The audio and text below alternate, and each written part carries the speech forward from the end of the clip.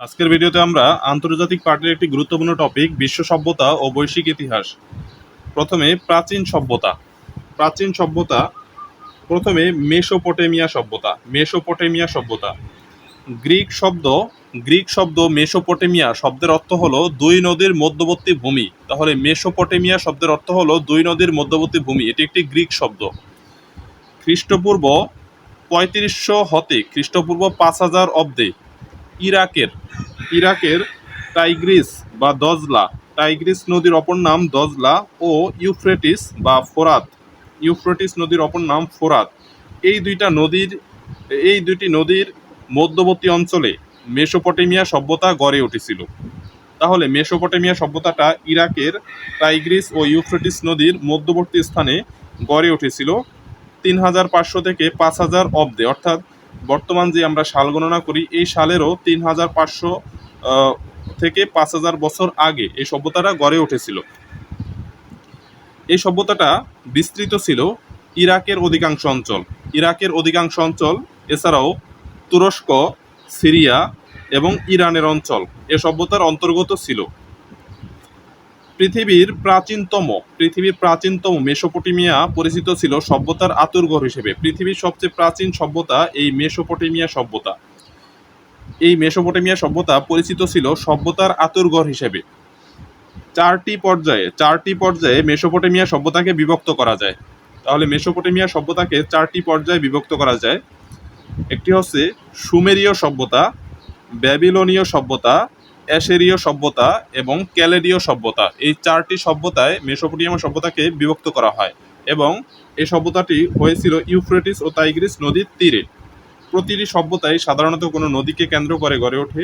তো এই মেসোপটেমিয়া সবচেয়ে প্রাচীন যে সভ্যতাটি, এই সভ্যতাটি আমাদের সকলের পরিচিত ইউফ্রেটিস ও টাইগ্রিস বা দজলা ফোরাত নদীর তীরে গড়ে উঠেছিল বা মধ্যবর্তী স্থানে গড়ে উঠেছিল। এবার আমরা যেই এই মেসোপটেমিয়া সভ্যতার 4টি ধাপ বা 4টি পর্যায়ে বিভক্ত।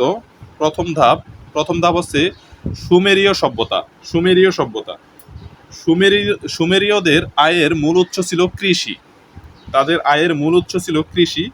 উন্নত সেচ পদ্ধতি তারাই গড়ে তোলে। সুমেরীয়রা উন্নত সেচ পদ্ধতি গড়ে তোলে। সুমেরীয়রা কিউনিফর্ম নামে অক্ষরভিত্তিক বর্ণলিপি উদ্ভাবন করেছিলেন।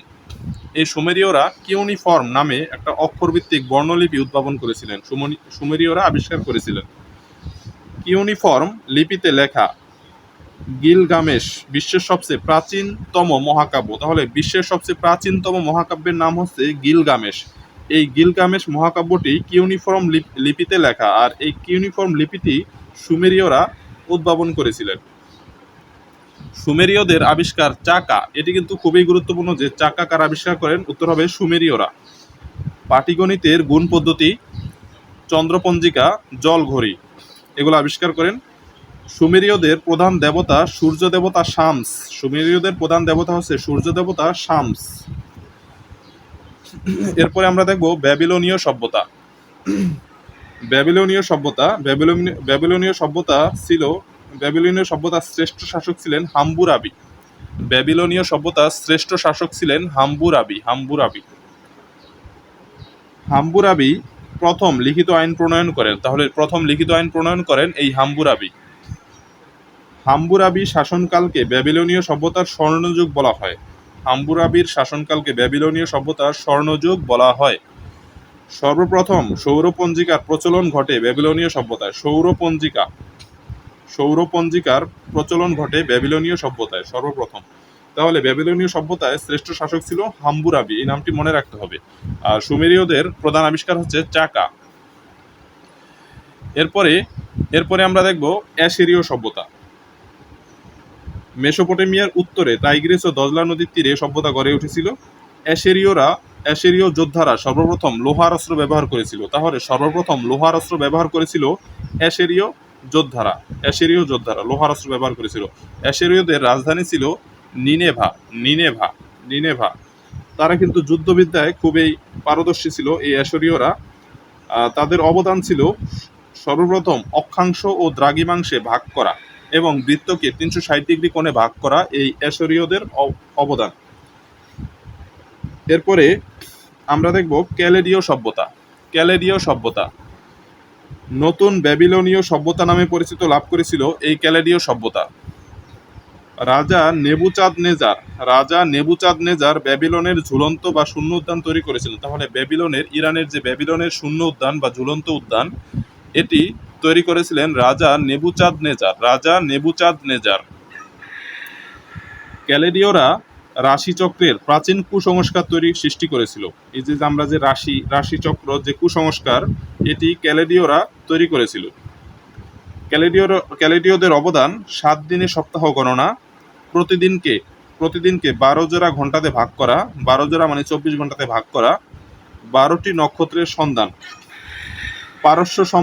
পারস্য সম্রাট সাইরাসের আক্রমণে ক্যালেডীয় তথা মেসোপটেমীয় সভ্যতার চূড়ান্ত সমাপ্তি ঘটে।